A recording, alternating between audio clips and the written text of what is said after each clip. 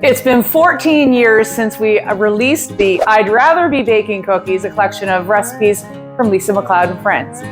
We'll be re-releasing it, and then we're going to be actually writing a new cookbook. So today we'll talk a little bit about former Prime Minister Stephen Harper's recipe that was submitted by him, but it's actually Laureen's, and it is her salsa.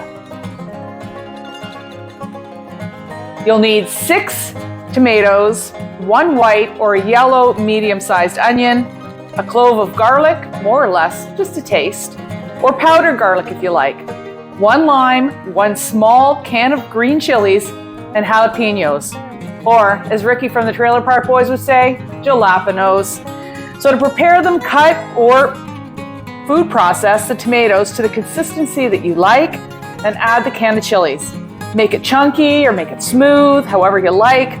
Food process the onion and add the tomatoes and the garlic or the garlic powder as much as you like.